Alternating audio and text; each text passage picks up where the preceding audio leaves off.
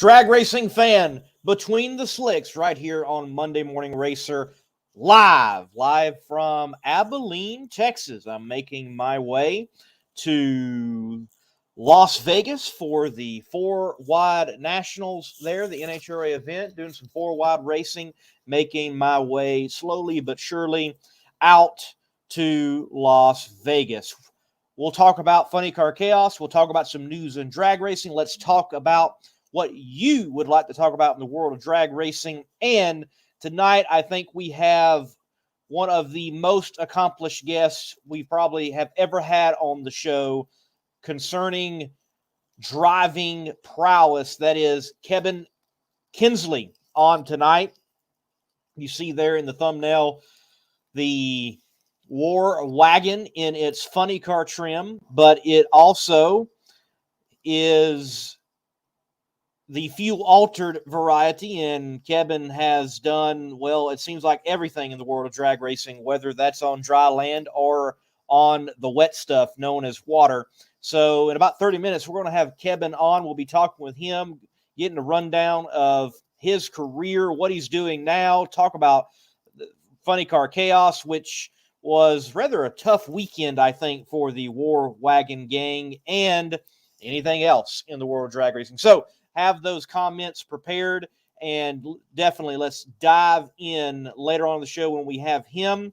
Where to begin? Well, Funny Car Chaos had the Funny Car Classic this past weekend, and what a stellar and great show it was for Funny Car Chaos, for the Texas Motorplex. Congratulations to Chris and Tara Graves for a great program there at the Texas Motorplex. Over 50 funny cars on the lot. Not every one of them actually competing and racing. Some were just of the show car variety, but over 50 funny cars. There was a lot of attrition, which tells me a lot of these guys and gals, yes, there were definitely a lot of ladies represented at Funny Car Chaos in the Classic this year. They were throwing down to make the field, to be a part of the biggest funny car show in the world. But we did have full fields in the A, B, C, and D fields, and each and every field had spectacular stories of how these individuals went on to win the race. So in the comment section, if you were able to watch on Flow Racing or you have been following along on other means, I would love to know which win was your favorite from the Funny Car Chaos Classic, the A, B, C, or even D field winners. Which one is your favorite? It's hard to pick a favorite. I think of Lyle Greenberg and the beautiful Cone Hunter car. Wow, gets the win. He's been on a roll, but he gets the win, and the Tuttles were not able to show up due to an oil pressure issue in the turnaround with that Big Show Nitro Funny Car. Big Show Nitro Funny Cars are 0-2. 0-2 in the Funny Car Chaos Classic. And they also are, well, they haven't won that many races, period, in Chaos. So for everyone out there that is like, oh, the Nitro cars, Big Show Nitro cars are just going to wax everybody, that's not the case. And that's the beauty of Funny Car Chaos, with it being an 8-car field and there being several fields. These Big Show Nitro Funny cars, even though they have stellar performance and they have hundreds on the next quickest comparable competition, they still have to get down the track. Brad almost did not win his semifinal matchup. It was extremely close. I wish I knew the numbers right now of how close it was, but he had to shut it off, coast to the finish line. The alcohol car was coming. So Lyle gets the win. Lyle Greenberg in the Cone Hunter car gets the win in the A field. Drag Racing Central says that his favorite was the B field winner, Don Knobloch. I believe that's how you say his last name. He had Jeff Deal, the surfer, yes, tuning on the car, the Atomic Punk funny car, Nitro Burner. And that car, it kept getting quicker and quicker, faster and faster. They were definitely one of the top performing cars out there in their field, and they showcased a dominating win. And hey, it's always cool when they bring out the tequila afterwards and start celebrating their win with a big, huge bottle of tequila. Nothing wrong with that. The Seafield, Clay Cunningham, still crazy. Wow, what a situation there. And it is the situation in drag racing, worst or first or worst. What does that mean? Well, in the final round, Clay Cunningham in the still crazy funny car against the American Dream funny car. Clay, red lights. It's done. It's over, you think. He does not win the funny car Chaos Classic. But wait just a minute. It was not done. The American Dream funny car crossed the center line, did get it gathered back up and brought it back into his lane, but nonetheless, in drag racing, it is worse or it is first or worse. So if you go out in red light, and then even though the other lane had a red light, but you go out and touch the wall, or you cross the center line, or you take a cone out, well, guess what, ladies and gentlemen? You have lost that race. You've almost kind of forfeited it by contact, if you will. So Clay Cunningham picks up the win. And then if I've got to pick a favorite, I would say the D field is probably my favorite winner from the Funny Car Chaos Classic there at the Texas Motorplex, presented by Lone Star Forklifts. And that is Steve Timozik in the Detroit Tiger. I love that funny car. It's one of my favorite funny cars out there, period. But they had a tough test session. They had a tough time in qualifying. They actually were out of the field and not going to be in the field. And, well, through attrition, through everything that happened, they are an alternate. They get plugged into the field, and they make their way all the way to the finals. They have to compete against the young lady, Jade Cook, in the nitrous-assisted funny car that finished third in points in Funny Car Chaos last year.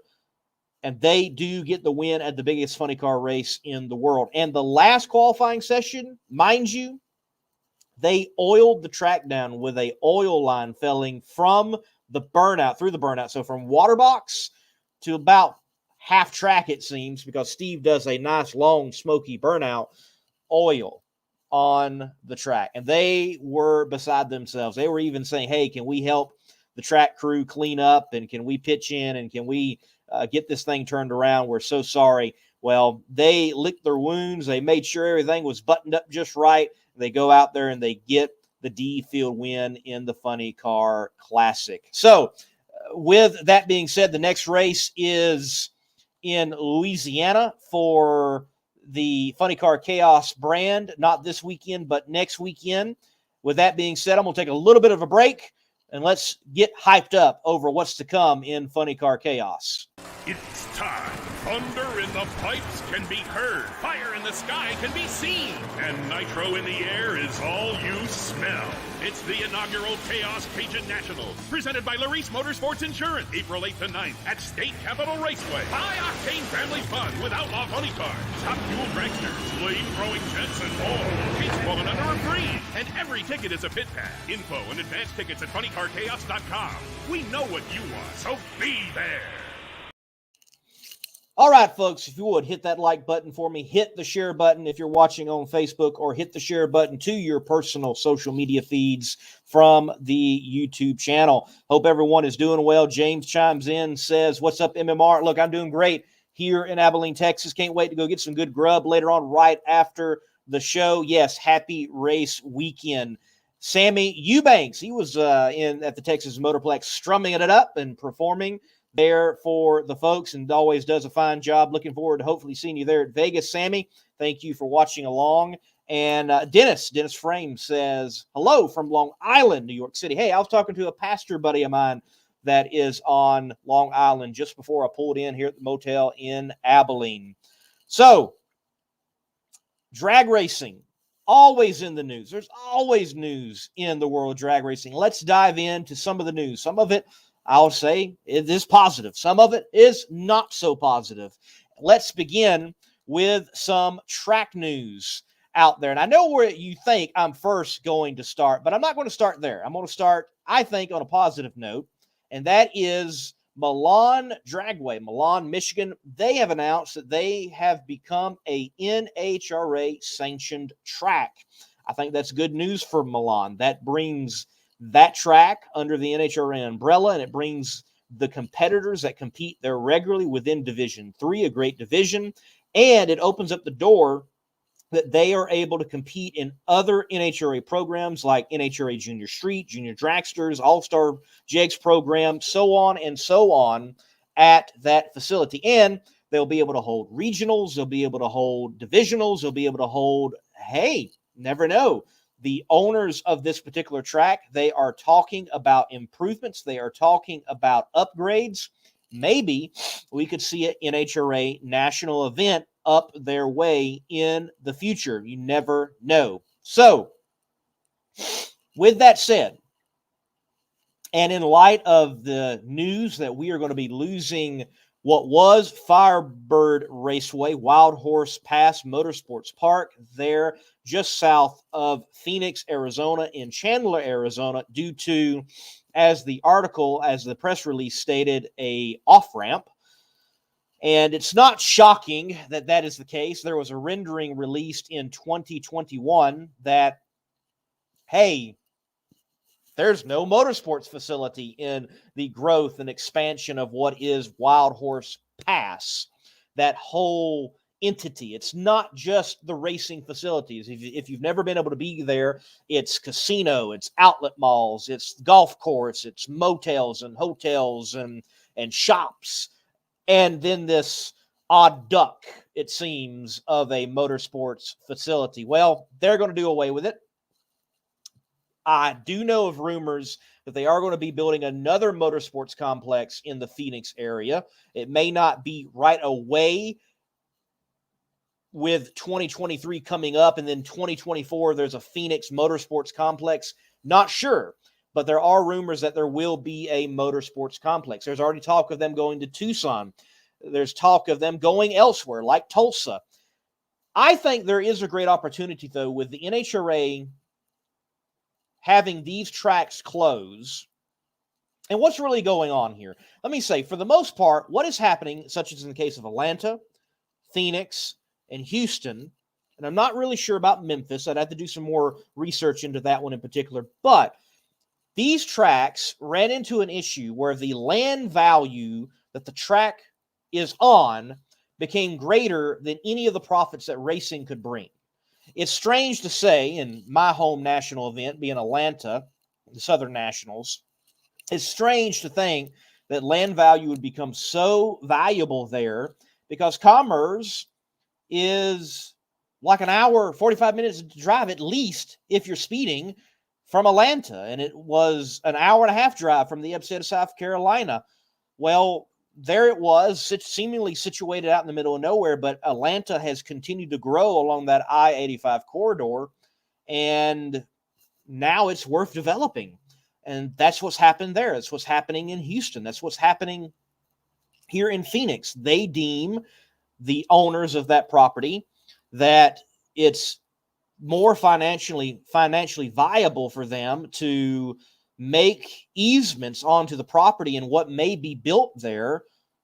That's a better move than having a racetrack and a place to do boat drag racing and a road course and driving schools and things of that nature. That's what we're running into in these situations. So, tracks that are out there, where would you like to see a national event? There's been talk of Tulsa. There's been talk of Tucson. Nearly every track out there is a track, though, that would have to have improvements in some way, shape, form, or fashion. Maybe not the surface. The surface may be stellar, but are there bathrooms? Are there enough bathrooms? Are they up to par? Granted, you look at a situation such as the New England Nationals. It's very well known that the New England Dragway, its facilities are nothing that is considered state of the art, but they do attempt to make do and make well of having a national event there. They bring in mobile bathrooms that are rather nice and air conditioned, and they do step up for that weekend. So a track could certainly do that. I think there's a great opportunity here, though, that the NHRA could take heed of just about every car owner, just about every general manager I know of out there in the drag racing world at the NHRA professional level, and cut back on the races. There's talk of giving those dates to already existing tracks and them having another national event, spring, fall type of situation. And I don't think that's the way to go. You look into the world of the round-around, and that's, well, NASCAR. Look at the tracks that have a spring and fall date. Oftentimes, they eventually lose one date, or it seems like they even lose it altogether. There's very few tracks that can hold the audience, the motorsports audience, captive when it comes to having the spring and fall type of situation and dates. I think Bristol can do that. I think Daytona can do that. Talladega can do that. Those type of tracks, they are unique even within the world of NASCAR. Drag racing, what might be those facilities? I do think it would be interesting to see Indy have another date if possible, but you couldn't have it too early in the year because it's Indianapolis and where it lies in the world. And I don't think you'd want to be too close to the U.S. Nationals and take away from it whatsoever. So, yeah, what track do you think out there could hold a national event? Where would you like to see it go? Which one on the tour right now do you think it could fit to have a second date, a spring and fall type of situation? Concerning track news, we move on. The Texas Motorplex was in the news ticker this week. Andy Carter, general manager for a while now there at the Texas Motorplex, an individual that brought you the Texas Stampede of Speed, an individual working out on the second revival of the ADRL and bringing many other great programs to the Texas Motorplex, has resigned and is moving on to other opportunities. An individual that understood marketing and sales and promotions, now stepping away from the Texas Motorplex. And you have to wonder, what changes might we see? I know that the group there at the Texas Motorplex, Billy and Christy Meyer, they're definitely going to be on the look for a new person to fill those shoes, and whoever they find, I know they'll be vetted. I know they'll be definitely individuals that are capable of stepping into that role and leading the track in the future. But you've got to wonder, what will it look like when we get to the Stampede of Speed? What will it look like when we come around to 2023 for that track? What will we see brand new that we find positive and attractive and willing to go to and participate in? And what might we see go by the wayside with new leadership coming in that people did enjoy so much? I know this, the Texas Motorplex, they will continue, I think, in many ways, no matter who is there, lead the way in what tracks ought to be doing. The Texas Motorplex's Stampede of Speed, I think, set a bar or a standard, if you will, of what tracks can aspire to and what they can do with their programs. So I know they're going to continue to lead the way. They've got so many great events this year, and I can already not wait to get to the Texas Stampede of Speed, which Funny Car Chaos will kick off.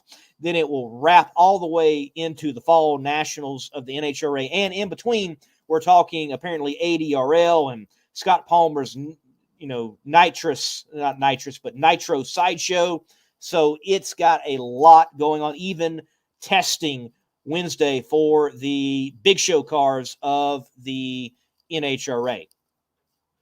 looking forward to that. Let me take a little break from the news and dive into the comment section. Thank you all for commenting and watching along. David Ratton, the voice of Funny Car Chaos, he says, good evening, my friend. Good evening, David. Hope you're having a good evening. And look, folks, if you want to know more information on Ken Singleton and his condition, definitely follow High Risk Racing. But you can also check out last night's show on the Funny Car Chaos YouTube channel that David hosts and does a fine job with as well. And Sammy chimes in and says he'll be there in Vegas. Good man. Good. That's good. James chimes in and says, I'd like to see them make improvements to Rockingham and bring the NHRA back there for the first time since the 1998 Winston Invitational. You know what? That might be a possibility. You never know, that could happen. There is ownership there in Rockingham that is definitely interested in bringing more to that area, especially the circle track, and it becoming more of an entertainment hub, not even just for motorsports. So you never know, that might happen. But I know this, there would have to be big improvements made to the facilities. Maybe it's not so much the track. I've never heard anything negative about the surface, but the facilities would have to be improved upon for sure. Darth Trader 1, good evening, Lee. Good evening. Good to have you along. Dean Scott says, the more likes these videos have, the wider range of people they will reach. Start clicking the like button over and over. Yes, thank you, Dean. I appreciate that, man. You watching along and saying that. American Hot Rod Entertainment's chiming in. Others are chiming in. Look, we'll get to Kebin Kinsley in just about 10 minutes. We'll be chatting with him. He's our guest tonight. A little bit more news in the drag racing world. Hunter Green, a alumnus, if you will, of Between the Slicks. He will be making his NHRA competitive debut this weekend at the NHRA 4-Wide Nationals at the Strip, Las Vegas Motor Speedway. We had Hunter on, maybe about 4 weeks ago now, right before the Arizona Nationals, and talked about his steps to becoming a licensed Top Fuel driver.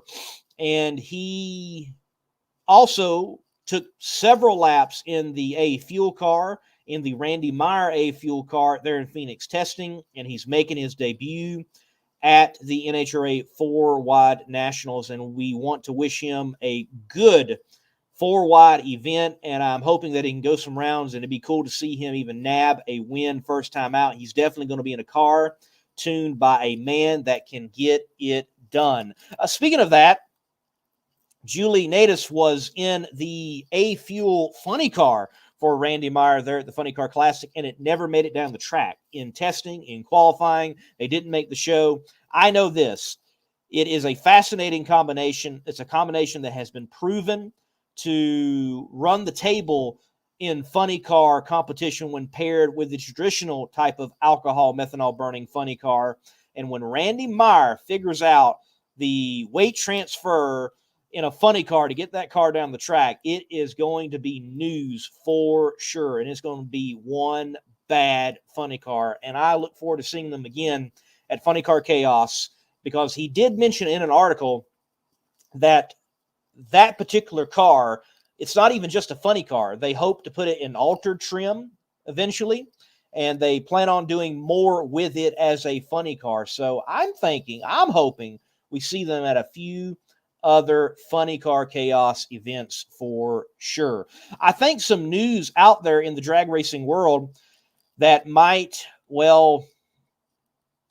be a bit of a shock is Jim Oberhoffer is going to Clay Milliken's Top Fuel operation to be the crew chief. He leaves Paul Lee and that team, the Funny Car team, to become the tuner over there at Clay Milliken.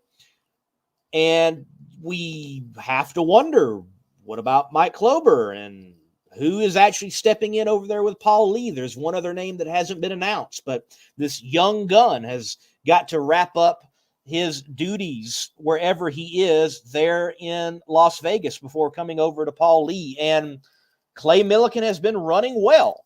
So what is going on over there? I will say this, the scuttlebutt, if you will, is that the culture, leadership down, was not very favorable with Mike there. I don't know what all that means. That's the rumors. Yes. Is it the truth? I don't know. But you do have a change in the first quarter of a season with a team in car that has been performing. And Jim Oberhoffer is taken away from a car that wasn't doing that well and is put with a car that was doing well, and you have this shift and this change. Fascinating. And if you recall, and I've said it over and over, silly season is not done with. And we had a wild silly season over the 2021-2022 offseason, and it continues, and it's technically not done. We're still awaiting that announcement of the other name to be paired in the Paul Lee operation, and to see, well, Paul Lee come back with a vengeance, hopefully. It's been fascinating. Paul Lee last year, you did not want that man in round one. He nabbed just about every round one win when he showed up and competed and qualified, and that has not been the case so far in 2022 in funny car competition. To the chat, Dean Scott says Scott Sturgeon music will be playing in Chickasaw, Oklahoma for Ken Singleton April 16th. Yes, what Dean is talking about, and it's good to hear that Scott's going to be up there, is there is a Cars and Coffee for Ken. You can find more information there at High Risk Racing. And if you're in the area, or if you just want to go to Chickasaw, Oklahoma for this April 16th, Cars and Coffee, I know that it's going to be a great program, be a lot of cool rides to check out, and the proceeds are going to help Ken Singleton and get some relief on what I know will be very, very expensive medical bills. And it is amazing how far Ken has come along after what he went through. And I saw it with my own eyes. I saw it through my 2 cameras and the footage that I've seen. And it is, in my opinion, and the opinion of many, the most horrific and worst alcohol funny car explosion and fire ever witnessed. And Ken is already up, walking, talking. And as we got the report from Morgan last night, his daughter, on Funny Car Chaos Live, he's already like, where's my race car?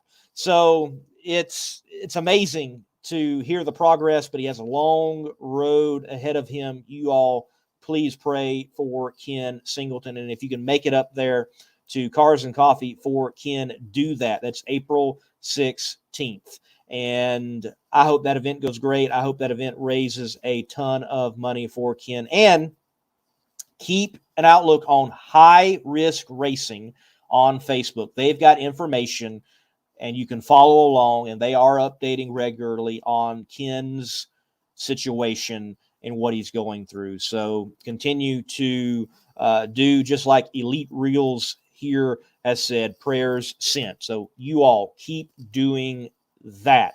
Well, ladies and gentlemen, we've gotten to the part of the show after the introduction of the news. We're going to bring our guest on in just a few moments, Kebin Kinsley. I've actually just spoken to Kebin just, briefly. I haven't really had a very long conversation with the man. I've talked to him at the track briefly. I've talked to him at PRI briefly, and he's been, an individual that I have wanted to come have him on the show for a while now, because, well, he's just driven about all of it. If it burns nitro and methanol, it seems like he has driven it. Again, whether it's in the water or on the land.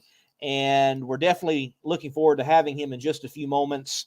Talk about funny car chaos, talk about altered records, talk about Top Fuel, everything in the world of drag racing. So right after this break, ladies and gentlemen, we will have our guest on tonight, Mr.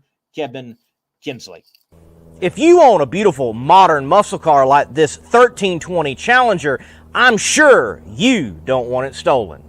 Because the Challenger and many other modern vehicles have an easily accessible neutral release strap that, was your coin holder in your center console, and beneath that there's this red cord that someone can pop, put it in the neutral, and potentially easily steal your car. But at Destroyer1320.com, they have the TDS, Theft Deterrent System, which is a cover over that strap using factory mounting points so that you don't get popped by a thief. So make sure to go to Destroyer1320.com using promo code MMR for 15% off and get your Theft Deterrent System TDS and steal the thieves' hope. Kevin, how you doing? Pretty good. How y'all doing? Doing good, doing good. If you would just shift that camera just a little bit, and let's get you in the center. Boom. There we go, There man. you go. There we go. All right. Yes, nice and center. Look, good to have you on, man. I definitely want to dive into your history and background, how you've got to where you are now. But let's begin with what I think is an understatement. You and the War Wagon gang had a rough weekend at Funny Car Chaos. Let's talk about first some of the issues with the car itself in Funny Car Trim. What was going on? Well, that's a good question.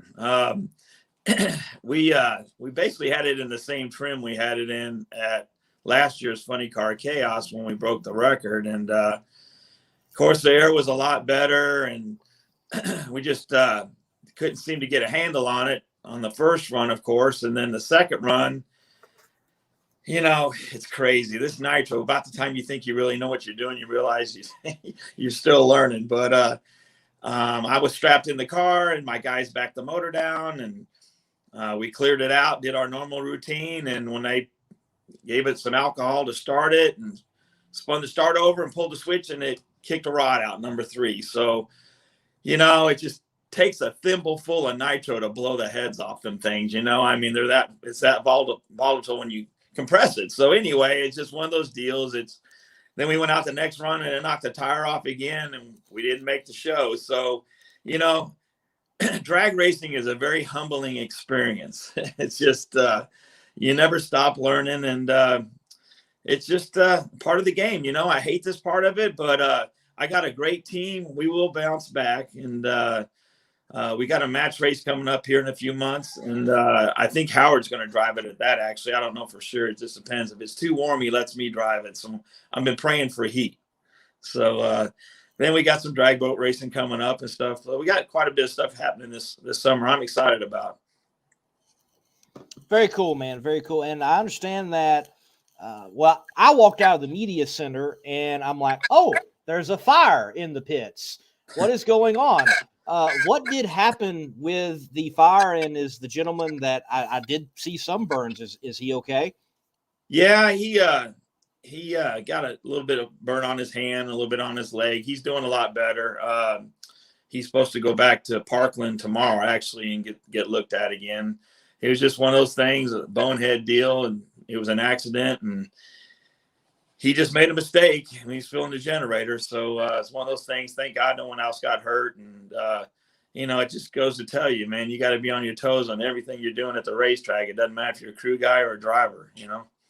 So hopefully he's going to be all right here pretty quick. And he was actually there before Ken got there. And then, unfortunately, the deal about Ken, man, just makes me sick. I've had several funny car fires, and it's not a good deal, but, you know, I'm praying for him. And I was burned really bad in a fire once, and I had 3rd-degree burns on my hands and actually 38% of my body from here up. So, and anyway, so I know what he's going through. I hate that for him and his family. They're an awesome family. I mean, his kids grew up with my kids at the boat races, and we've been friends for many, many years.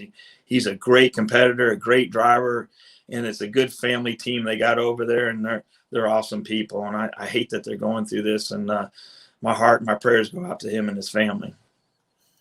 For sure. With something like what did happen to Ken, you've been doing this for a long time. Does it even still in the moment and afterwards make you step back and think to yourself, one, why am I doing this? Two, if I continue to do this, how can I do it even safer and better? Well, to be honest with you, what you just said there at the end, that's what I pride on. That's how we built the first totally enclosed capsule in my shop for the Coors Light team back in the late 80s.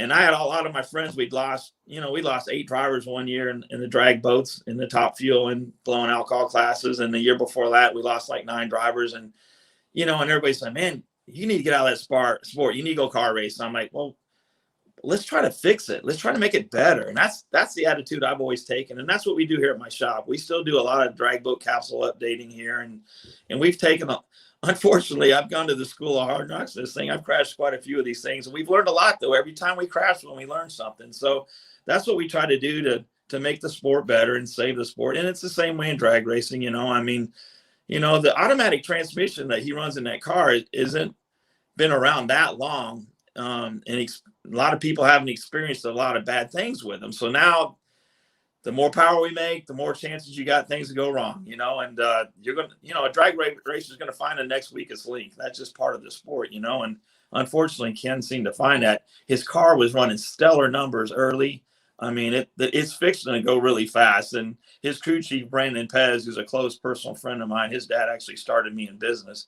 And I've known Brandon since he was 11 years old. And he's an awesome pro mod alcohol funny car. He's just an alcohol tuner, and about anything he touches, nitrous or anything, he's a great tuner. And I know it's eating him up too, but he'll figure this thing out and he'll make it better for the next guy that gets to go run. And I know he's helping Jeff Cameron, and his car's turned around. I mean, he made the A field, and I don't think he even wanted to make the A field, but he ran awesome. And those cars are hard to beat because they cut killer lights in those cars. Obviously, Jeff got a 001 against Brad Tuttle, and Brad's an awesome driver. He's been doing this. He hasn't done it in 30 years, but even back in the day, he was stellar, and he's going to be a badass driver again. And once he gets some more seat time, and Dexter, he'll make it happen for him. I mean, he had all the troops over there helping him this weekend, so that car is going to run really good here in the future too. So, with you mentioning the alcohol cars, and you were in a some would say big show nitro burning funny car in that trim. The outsiders of Funny Car Chaos, they are always like, oh, the big show cars are going to wax everybody, but it's not always the case. I mean, from you behind the wheel of a nitro burner at the level that it is, do you feel like you're actually at the disadvantage compared to the alcohol guys? It's anybody's race. Also,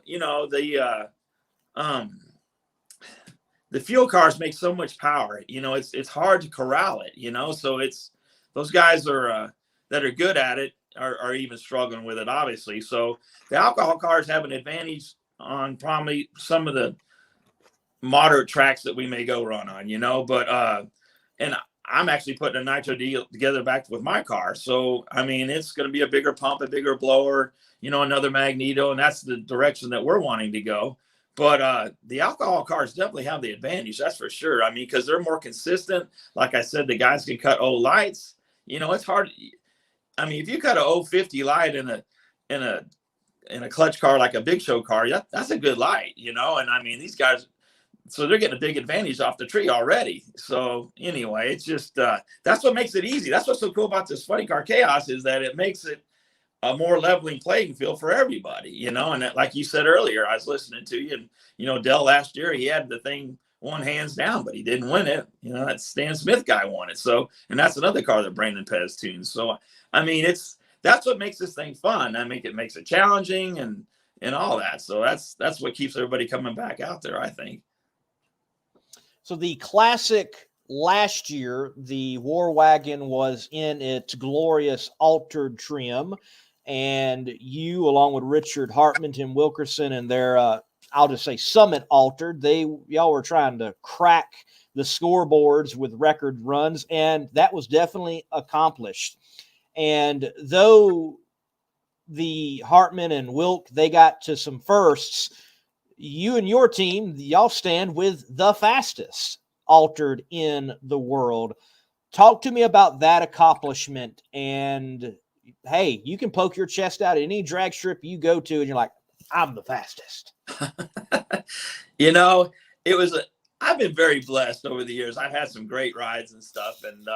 And this ride was exceptional that weekend. I mean, it was just, we struggled a couple passes, we shook it pretty hard on Friday night. We had some different tires on it. And we struggled with that, and it shook the tires really hard, and it broke the body all up, broke the tabs off the can, and we were welding stuff back together, trying to make it ready for the next day. And then, we went out there on the next run on Saturday morning. We didn't make the last run on Friday night when the air was really stellar, because we were still putting the car back together from tearing it up from the run before. So we go out there Saturday morning, and about 600 foot, it just it felt like it was done, and it still went like a 628 or something like that, so which was still a pretty good run.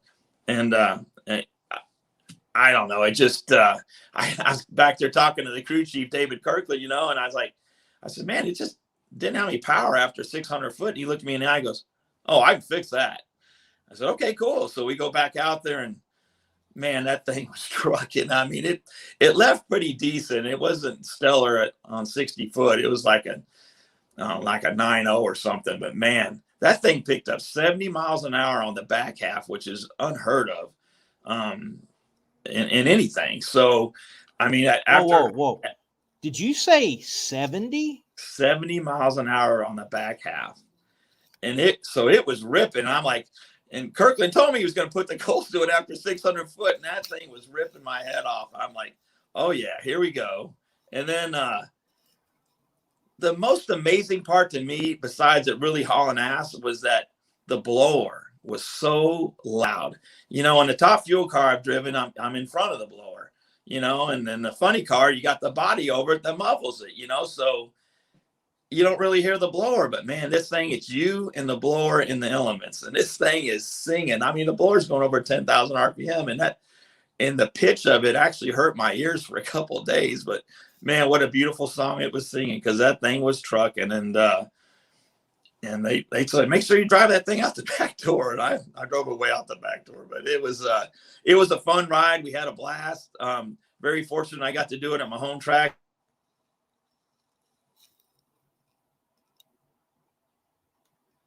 And you had a phone call come in, didn't you, or something? Yeah. Did it go away?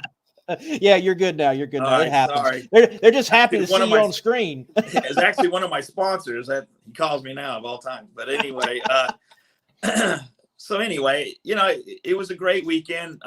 Shane and Howard and Wesley and all the guys, they did an amazing job at turning the car around. And, it's really cool, but because a lot of the guys on the fuel alter team are also on my top fuel dragster team, and they're also going to help me on my top fuel boat deal. And it's been a great family project for years, and I've kept a lot of the same team members. They follow me everywhere I go, and it's just a great nucleus of friends and people. And as you all know, all this is just for fun. Most of the time, most of us don't even get paid to go do this, so we just do it for the love of the sport. And like I said, I've been very blessed to get to go do this anyway, and to have the exceptional rides I've had over the years between drag boats and funny cars and top fuel dragsters and fuel alters. It's just very blessed. Do you think there's room out there in all the diversity that already is in drag racing? I think sometimes that's even one of our problems in the sport. But you've got these, some would say, new era altereds, like what Wilk and Hart got, War Wagon. Do you think there's room for an 16 car series of those type of altereds really throwing down 4-6 times a year? Do you think that's possible? Could that happen? Man, I wish it would. I just, the sad part of this whole sport, it's about the money, and to raise enough money to get that many cars there is tough. That's what's so awesome about Chris's nucleus about the funny car chaos. It's not great money, but it gives a chance for us little guys to go run some nitro, and where it doesn't cost us $3 million. And that's what's so cool about it. But I would love to see the fuel alters put a program together. And Johnny West has talked to me about it. He's trying to do something similar to that out on the West Coast. But I would love to see something like that come together. I mean, they even talked about after the funny car chaos last year, NHRA was even kind of knocking around about running Richard and I at the U.S. Nationals match racing. And I go, man, that would be amazing. I mean, I love that track. All the history there is just really, really cool. And get to do it in front of all your peers to go run 300 miles an hour again, that fuel altered would just be amazing to me. But, hopefully someday we can get some packages like that put together. I hope. Yes, I remember those rumors, and I certainly wish it had happened. I hope it still does happen in some capacity. I think with not having fuel alters any longer at NHRA national events, accumulating points, being a class, it would be cool at least to see 2 high-powered representatives or 4 match racing, and I think that's something that would be great segues in and out of the professional categories, and possibly even keep some people in the stands to see something so wild, because I don't think we've seen like the wildest moments with those cars, and you all really showcasing your driving prowess in such machines. I tell you what would really be awesome too if we got to do it at night. I mean, when we ran our fuel altered at Extreme last year, we actually got the 8th mile record.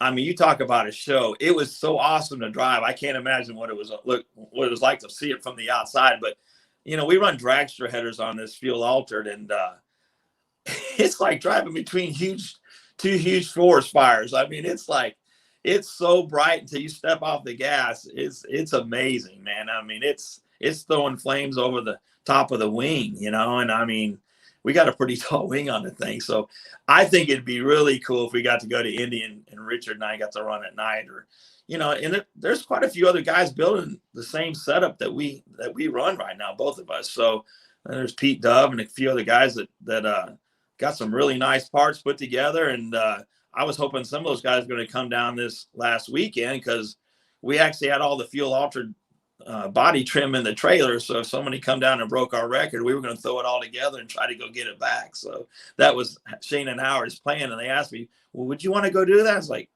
really? You had to ask me twice? No, I'd be all over that deal. Cool deal. Cool deal. Well, you mentioned setup. There are those, the ominous they, if you will, that want to make mention of the setup that, well, that's not actually an altered. What do you say to that particular crowd? Well, you're always going to have your lovers and your haters. That's drag racing. That's why they got Facebook, right? And Twitter. Yes. And stuff. I mean, it's like, you're always going to have an opinion. And that's what's great about America, man. Everybody has an opinion and everybody has a say, So, I get the old school stuff too, but let me tell you, I've driven these things without a big show wing on them, and they're a freaking handful. And my goal is to come back and get to do it again, not go back and put it on the jig and fix it, So I like the big show wings on the front and the back, and I want to go as fast as these things will go. I want the challenge to drive it, but I actually, like I said, I want to bring this back in one piece. And those other cars, if they're going as fast as we were, they wouldn't be probably coming back in one piece very often, I mean, and Shane and Howard and my team, they work hard at making this thing a nice piece and giving me a nice ride. And we can make the thing go fast and not tear it up, hopefully, Well, where does it all begin for Kebin Kinsley? Because, I mean, dude, like I think it's an easier list of what you have not drove than what you have drove. So where does it all begin? I mean, were you the kid in like the 70s, doing the Evel Knievel, building a ramp in his front yard type of thing? And then now you're drag racing, whether it's water or land. I mean, how does it start? That's kind of how it started. I started in a go-kart when I was a little kid, and and used to run into all the neighbors' fences and swing sets and stuff. And my brother actually used to ride with me when we were little, which I thought he was a nuts instead of me being nuts. But, and I always wanted to race motocross, and we always had hot rod mini bikes and dirt bikes and stuff, and all my buddies were walking around with their broken collarbones and broken legs and broken arms. And my parents are like, no, you're not racing motocross. So my dad always had a hot rod lake boat. So we had a flat bottom with a big block Chevy in it, and we had some jet boats or whatever. Then that's how I got started. And I said, well, I want to race drag boats then. So that's how I got started. And I worked my way up. I was, drove for my family. We'd fix a boat up and sell it and race it, and then get the next fastest boat or whatever, and kind of worked our way up that way. And then my dad decided to throw the towel in after, I think, 1984, and I was still pretty young then. So I started driving for other people, you know, and working on them. And I tell you what really launched my career was when we did the capsule for Freddie Bray for the Coors Light team. For Kyle Walker was the main driver, and part of my pay was I got to get my Top Fuel boat license, you know, and for building this capsule. So that's kind of how that happened. And after I got my Top Fuel boat license, man, I started driving all kinds of different race boats for different people, and started, you know, polishing the skill, you know, and and plus working on them, building drag boat hardware. And, you know, I've been involved in the sport in many different aspects over the years.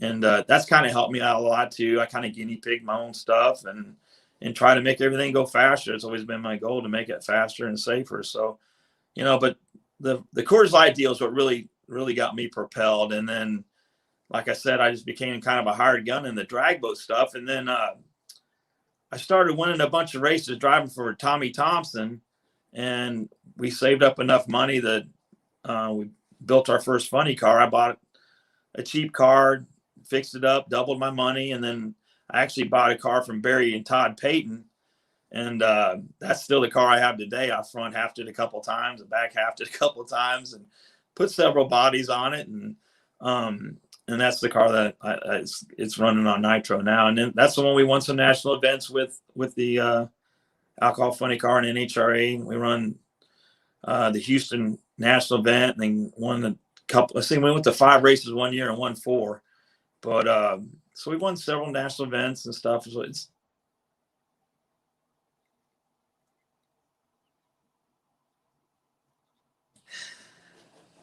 you there? Yep, you're good. Go ahead. All right. Sorry about that. Anyway, You're good. So anyway, it's how we stayed in the sport, and it's really helped my business. And you know, because we build funny cars and dragsters and mount bodies and do a little machine work and welding and fabrication here, and a lot of drag boat capsule updates. And so that's what keeps me in the sport and keeps me involved. And then you know, and hopefully makes me a better racer too. How did you transition from water to land? And I know you're not done with the water. Definitely we'll talk about that in a few moments, but what was that transition like? It seems almost to me so many drag boat racers eventually make that transition, and oftentimes I don't hear them going back. You're one doing both, and why? So transition and why both? Well, I love both sports. And like I said, my business is oriented to both. So like I said, I just love to drive. I just want to race. It seems like when the car stuff starts slowing down, I go back doing some boat racing. When the boat racing stuff, you know, Lucas Oil pulled out a few years ago and we lost Top Fuel. And now David Carroll and the SDBA is bringing it back. And with Todd Haas and Tom Conway, we're kind of putting the band back together that we did really well with last year. So, you know, and you get out of it for a couple of years and you strap back in it and you go down the racetrack, you go like, it's like you're back home again. You know, I mean, I started in the drag boats and I love the drag boats, but man, I think what makes people go back and for me to go back and forth, or people to go from the boats to the cars, is that the competitiveness in NHRA is so much higher. And I'm not saying that the boat racing is not, but there's just more competition in the cars. That, you know, I'm a competitive person. I want to beat everybody on the track, you know, and I want to go race. And I want to be in the 20 car field that only 16 make the show. And then we go to the US finals, you know, I mean, that's what drives me. You know, I want to win races, and I still have that competitive spirit in me. But, and what's really cool about the drag boat racing this year is that we've got 5 to 6 boats put together that we're going to put some shows on this year. And we're going to run the Top Fuel boat, probably five races. And we're going to have at least 5 boats, at least for those races. A couple of the races that we're going to try to run with the boat is going to be a test deal and then a match race. And then we're just going to try to get our program lined out and then, you know, start racing some more people. As if they can keep the boat numbers up, I think it'll even be better next year. Where does these drag boat races happen? Because growing up in the Southeast, I've always said that the Carolinas has a lot of great motorsports, so much of a hub, but it's not really diversified in motorsports compared to New York, Midwest, Texas, and other parts of the country. And you don't get to see some of the other things that you see elsewhere. So for the SBDA, I believe that's the right acronym for the group, where do you all race? Mainly in Texas, but we are going to branch out. We've got a race in Marble Falls. We've got one in, they're going to run Waco, Texas, which they're not going to run the top field boats, but they're going to run San Angelo. We'll run there. They're going to have 2 races in San Angelo, but I think they're only going to run top fuel there at the first one. And then we're going to go to Phoenix, Arizona, of course, and Parker, Arizona. So I'm really excited about the Parker one. I've never got to actually race there. It's actually going to be the the 4th race on the tour. So the water's beautiful, I hear there, and the atmosphere is amazing, and it's at a casino, so they're going to be drawing a lot of people. So I think that's going to be really a big booster for the SVBA and to get drag boat racing back on the map again. And then Phoenix is the most ultimate track. I love the place. I've been going there since I was a little kid. I hate to see that they're shutting it down. I'm praying they're going to have even a bigger and a better venue here in the near future there, because it's such a neat place to go race. And there's such an awesome history there. I mean, for that to go away, it just makes me sick to my stomach. But hey, technology, everything's changing all the time. That's just part of it. So hopefully they're going to build a bigger track and a better place to race, and it'll all be fine. Yeah, I definitely wanted to ask, and with you mentioning it, I would think that to the drag boat racing world, losing Phoenix is like the land version losing Indy or something, that it's almost at that level. It's amazing. I can remember when it seemed like it took forever to get to the track. We'd have to stay, closer to downtown Phoenix, and back then the speed limit was 55. So, it's just like, it seemed like it took forever to get the tracks. But now it's like, boom, that whole place has grown so fast. It's amazing. And I was afraid this might happen someday, but, and you hear rumors and this, that, and the other. And then they supposedly had a contract for 3 more years for the drag boat racing and the car races. And then this week they announced that they're going to put a loop in there. So, I don't know. I hate it, but it's just the way it is. And we'll find somewhere else to go from there, I guess. All right. Land or water, you've driven a lot, but I've got to ask, what have you not driven that you would like to drive? What's still on the list for Kebin Kinsley?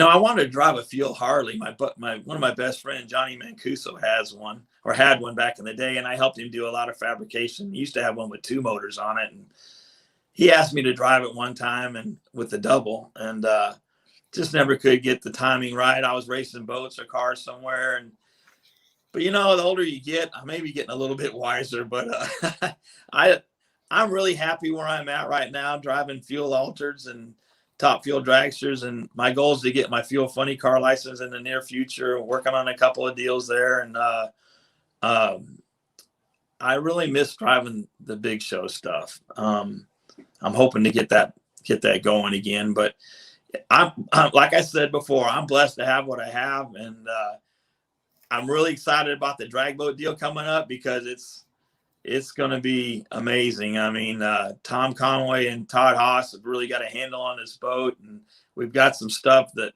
we figured out was wrong with the boat when it still broke the world record 4 passes in a row at Phoenix, which was amazing on itself. But you dream of weekends like we had that weekend, and to put that many runs in a row and not have any problems was just phenomenal.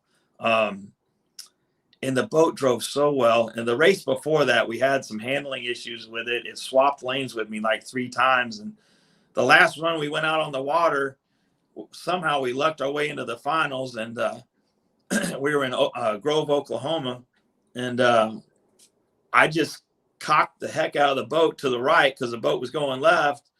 and I hammered the gas, and it jumped up and it landed straight, and it hauled ass. We went 267 miles an hour and 1,000 feet, but that's the propellers dictate where it's going. You're not really driving it. You just kind of finesse it, So, but after that run, we went back and found some stuff wrong with the boat. And Todd and the crew addressed it. They fixed it, and we went to Phoenix, and it was just a phenomenal weekend where it just ran faster and faster every run. And like I said, I'm excited about this year because they found some stuff wrong with the blower. If you really watch the YouTube videos, you can see where it kind of it almost like it stalls for a second when you hit the gas, and then it just rips your head off, which I love that, what they call a high-ho pull, man, where it just takes all you got just to hang onto the steering wheel. And you know how it is when you go 60 miles an hour in your bass boat, it feels like you're doing 100. So, man, going 265 miles an hour and 875 feet, it was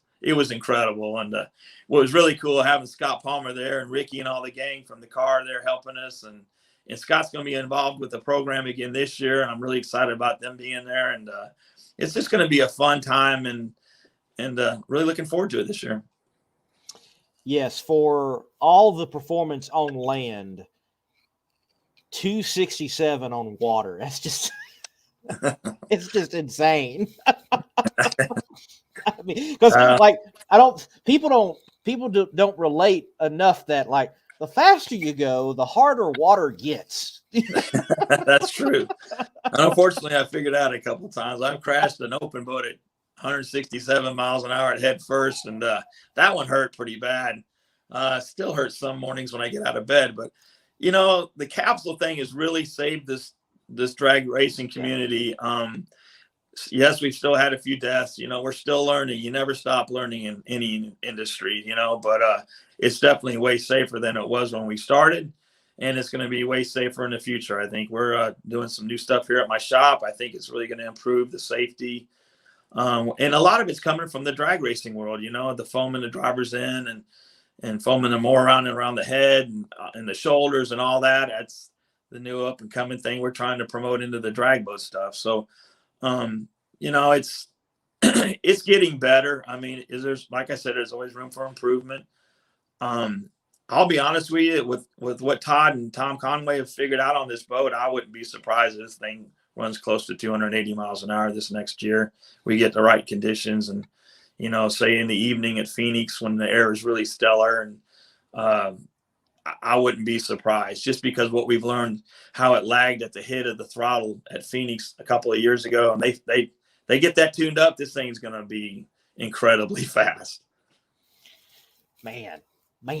My goodness, 280 possibly on the water in 1,000. That's just insane. That's just insane.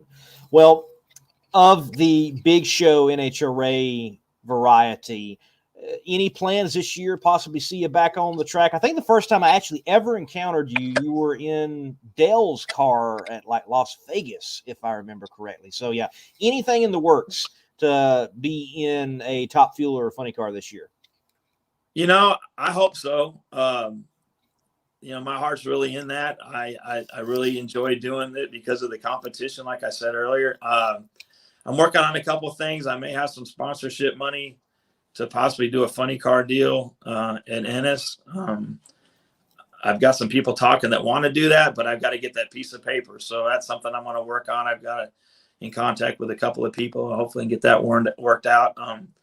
I still miss driving the dragster, man. It's so much fun. I've been very blessed again with that, with Roger Hennon, and the opportunity I had with him and the team to drive his car. And then we got the Gas Monkey sponsorship deal, which was incredible, hanging out with Richard and got some exposure on TV on a couple of his TV shows, and him and Aaron Kaufman. That was a lot of fun. And then, we got the road race sponsorship, and we did well with that, and got hooked up with Colettas and got on a really good engine program, and a lot of help from Jim O and Troy Fashing and the gang. And to have those kind of people backing you, going into the finals at Indy a couple of years back, against Steve Torrance. I mean, I looked up in our pits and we had the whole Coletta crew there helping us. And man, what a warm, awesome feeling that gives you to have that kind of manpower behind you. And you feel like, hey man, I got a shot maybe to go win this thing, and and we did really well several rounds up to that point, and car ran good. I actually drove decent, and